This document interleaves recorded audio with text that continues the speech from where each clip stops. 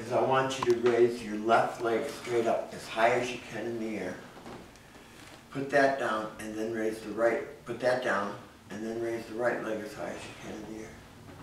Okay, and you feel the difference between the left side and the right side? Right there. The right side is harder for you to lift, correct? Yep. So now we know that this sacroiliac joint, the nerve supply running into the right side, the efferent nerves, into your gluteals and your hamstring is not as good as it is running over here. You follow? Yeah. So now we're going to test the strength of the hamstring muscles, and we're going to have you bend this knee and push for me. That's pretty good and strong. Put that down, bend this knee and push for me. That's pretty good and strong. Now lift this leg straight up in the air and push back for me. That's pretty good and strong. Bring this one up and push back for me.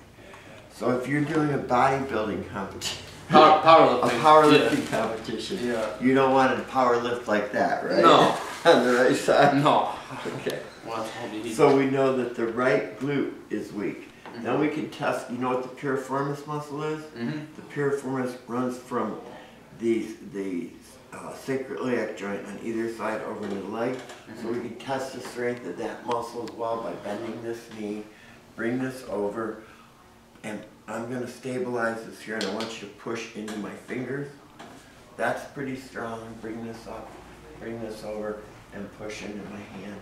And that's pretty strong, so that's good. So now I'm going to turn you over on your back for a minute. Let me get you a little pillow for your One on the right tensed up a little bit. The one on the right tensed up. Yeah. Because a little cramp. We already, bye David. Thank you. Lift this leg straight up. 45 degrees, turn the foot out. Rock the knee straight. And push for me and testing the psoas muscle. You know what that is? Yep. See how weak that is on your left side? Yeah. Now bring this up, turn this over, and lock that knee and push that right there.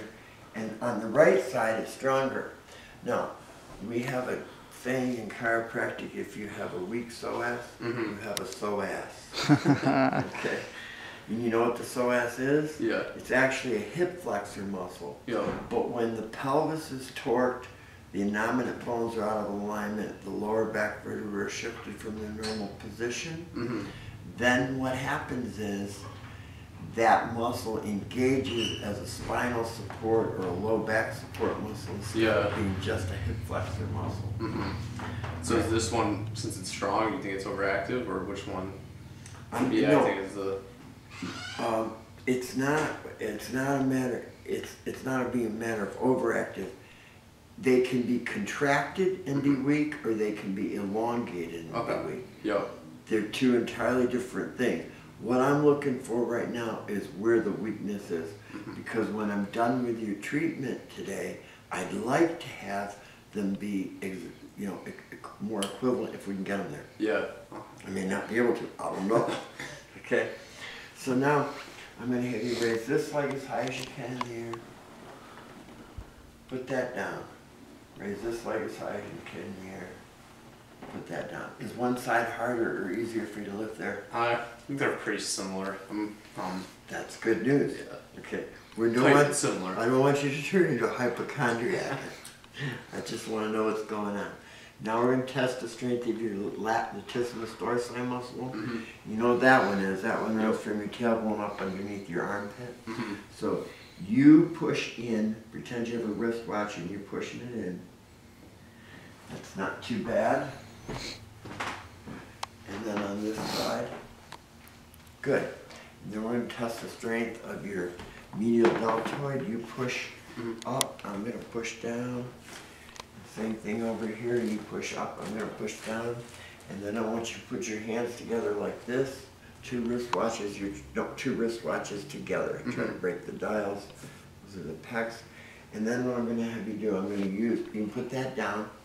I'm going to use these arms, either this arm, push, or this arm here as an indicator muscle. And I don't know if you know what I mean by an indicator muscle, but I'm going to use that to challenge your central nervous system. Okay. To see if I touch an acupuncture point, if I touch a vertebra that's out of alignment, well, I'll show you. Okay. Push here. If I touch you right here, you're good and strong. If I touch you right here, see how that gets weak? Yeah. See the difference? That's crazy. I knew that was going to happen because I already figured out that that's the area that you're subluxated in. So and right down there as opposed to over here. See the difference in the two sides? Yeah. I mean, you're really strong, so, you know, but you can still feel that the power just all of a sudden shuts right down. So it's like, people think of chiropractors as being like bloodless orthopedic surgeons, like because they think of us as working with the muscles and the bones. I'm not saying that's what you think of, but that's what a lot of people think of. And in reality, we're more like electrical contractors. Okay, yeah. We're working with turning the power on all the way through your body so that the nerves going from your brainstem can run to all of the organs. If you look at Gray's Anatomy says that the central nervous system controls and coordinates every organ, every gland, every tissue, and every cell of the body, and adapts you as an individual to your environment. So if your environment is, you know, swimming, or your environment is powerlifting, or your environment is sitting at a desk at a computer, you can be better adapted to that work that you do, or that athletic challenge that you do in your case. You know, push. Okay, push, push, push, push, push, push, bite, open wide. Okay, you see what happened there? Okay, so that tells me that the muscles on the are you a gum chewer all the time? No, not really. You want me to toss? I can toss it if you want. No, it doesn't matter to me right now, but I'm just checking to see, do you have any jaw pain? No. Okay. But you do, just so you know, the jaw is richly embedded with proprioceptive nerves. You know what the proprioceptive nerves are? They tell you where your body is in time and space. So that needs to be balanced up before we're done. Okay, and maybe correcting your neck will take care of that. Maybe it won't. I don't know yet.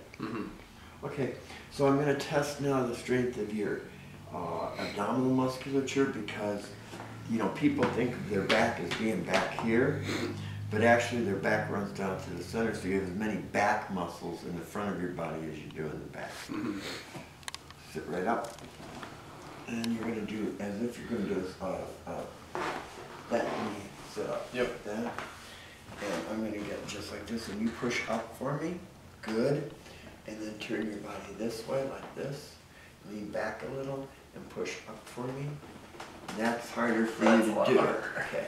So we know that those oblique muscles on that side are weak, and then push back for me. And we know that those oblique muscles aren't as good as the others, are better than the other side, but they're not really hot today. They're not really good today. So we'll put you back on your tummy. So we've got to strengthen your obliques, your gluteals, your psoas, and we can do that by correcting the alignment of your spine. So now, again, I want you to turn your head right, and I want you to turn your head left, and you can see how when you turn right, the right leg shortens. When you turn left, the leg lengths are pretty much the same. And I'm going to just check down in through your spine to see where there's any restricted motion, restricted energy, nerve interference. And I'm finding a number of places all the way through there. So, and I assume that's really tender right there, am I correct? Yeah. Oh, wow. Okay. And I assume that that's really tender right there, yeah. and not nearly as bad over there, correct? No. And then when I get out in here, you feel a big trigger point, and when I'm over here, you don't, correct? It was worse on the other side, yeah. Okay, so let's first correct your neck and see what happens, okay? Okay. Because that may be I have a suspicion that that's the main neurological interference that's going on in your spine, okay? So let's have you sit up. You think sleeping on your side does that, like one neck like that? It can. Okay. Cause I usually sleep with my stomach and my head that way. I never sleep that way. Well, at some point we can talk about what proper sleeping postures are, use of the right pillows. You gotta have the pillow underneath your neck and not underneath your head. And you feel how sensitive that is right there? Yeah. Okay. I'm gonna have you turn your head this way. And I'm gonna have you arch your lower back a little. And I'm gonna move that into position for you. Then I'm gonna have you turn your head as far to the right as you can, and as far to the left as you can.